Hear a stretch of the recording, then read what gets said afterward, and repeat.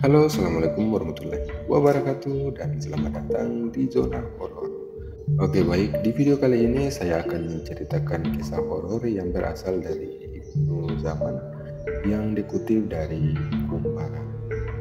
Jadi buat teman-teman yang ingin mau membaca berita-berita horor, teman-teman bisa langsung aja pergi dan cari aja Kumbara, atau teman-teman bisa langsung klik aja link yang ada di deskripsi.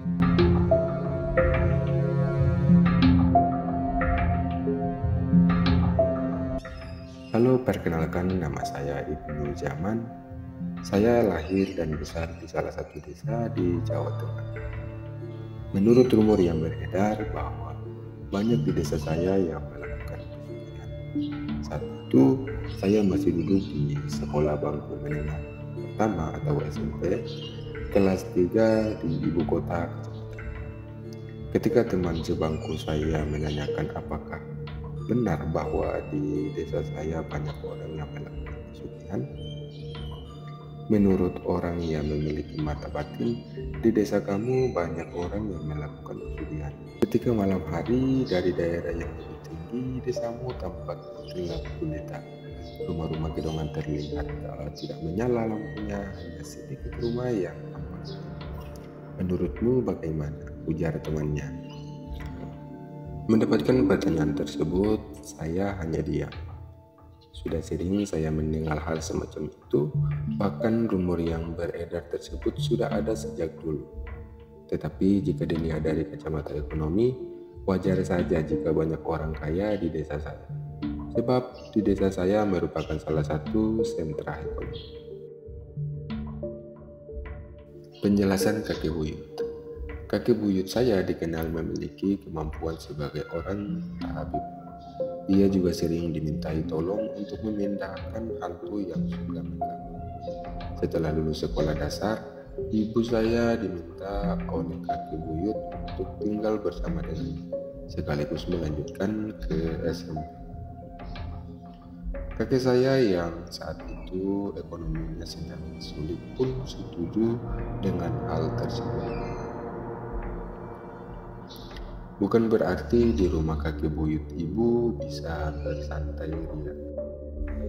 Ia banyak melakukan kegiatan domestik seperti mencuci pakaian, memasak, membuat air minum untuk tamu, dan menjemur biji kopi. Maka tidak heran jika ibu saya memiliki kemampuan milik kakek buyut dan nenek buyut. Suatu hari, ibu sedang mencuci baju di sungai ditemani dengan kakek buyut.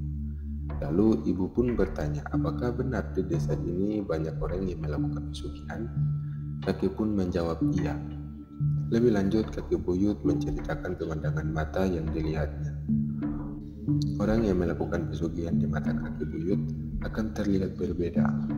Misalnya orang melakukan pesugihan monyet, maka di mata kakek buyut orang yang melakukan pesugihan tersebut akan terlihat seperti monyet. Jika melakukan pesugihan ular akan terlihat seperti ular. Begitu seterusnya.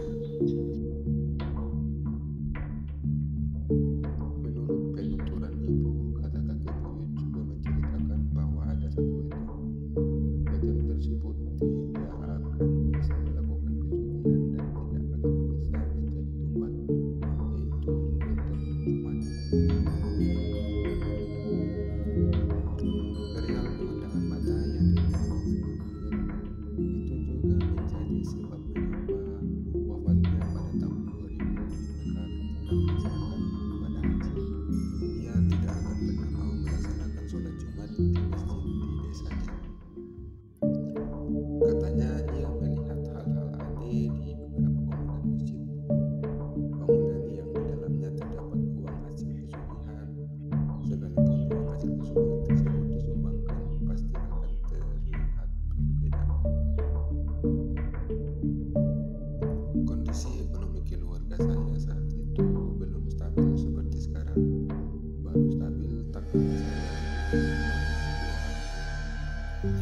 Alhasil, ibu pun banting tulang bekerja menjadi buruh tani. Ayah saya bekerja di Jakarta, tetapi istilahnya ngontrak atau jarang kirim uang Beberapa tahun kemudian ayah saya mengakui kalau uang gajinya untuk orang tuanya.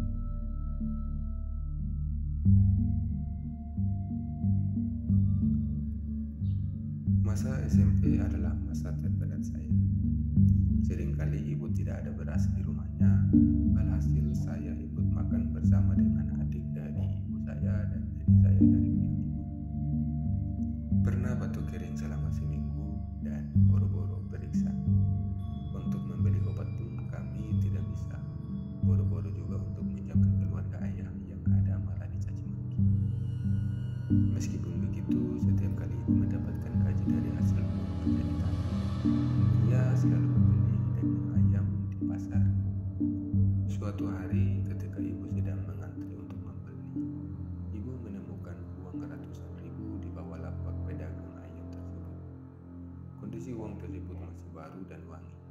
Anehnya, pembeli yang lain tidak ada yang melihat. Oleh ibu, uang tersebut diserahkan ke pedagang ayam tersebut. Ternyata harga ayam naik Rp2.000. Berhubung ibu hanya membawa uang pas-pasan, ibu pun ngutang dulu kepada pedagang ayam tersebut dan berjanji akan melunasinya besok. Malam harinya ibu merasa gelisah luar biasa. Tidak bisa tidur, seperti ada sesuatu yang akan terjadi. Dalam keadaan demikian, pedagang ayam tersebut datang lalu berubah menjadi sosok yang menyeramkan dan menyerang ibu.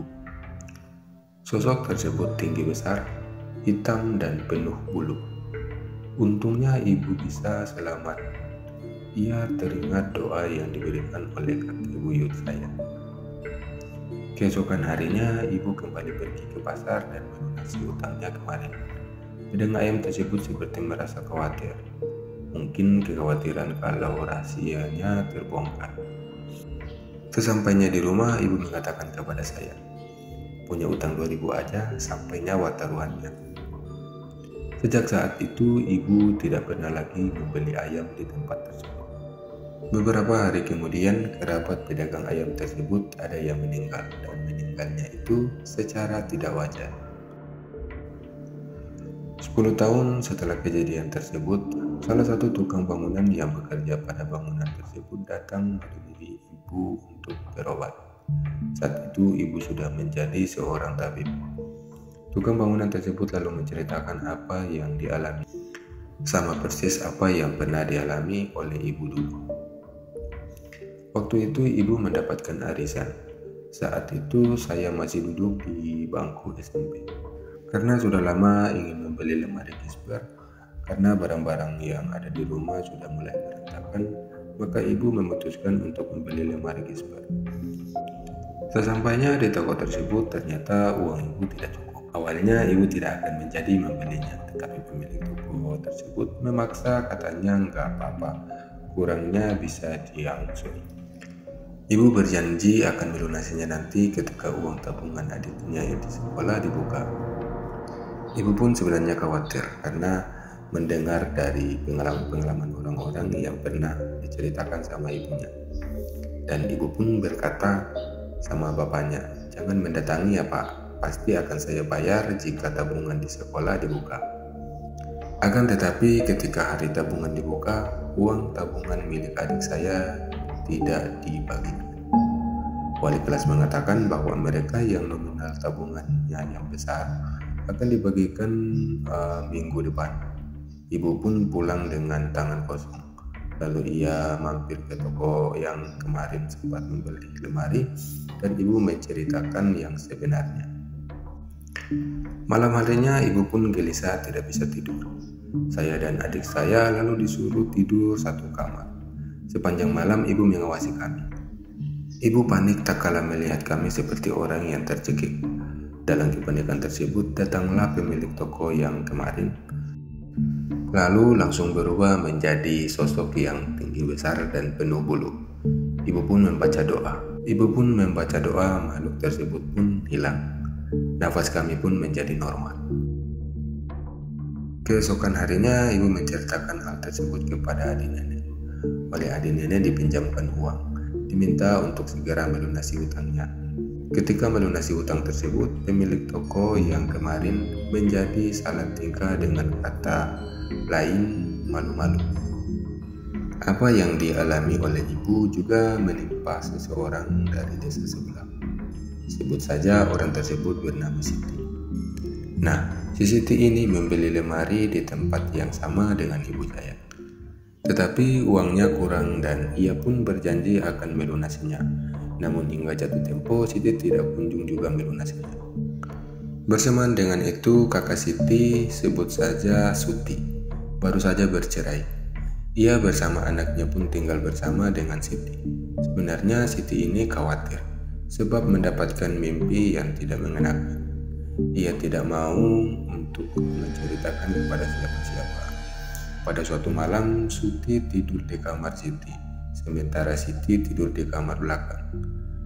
Dini hari, Siti melihat penampakan tinggi besar dan penuh dengan bulu masuk ke dalam kamar yang ditiduri oleh Suti.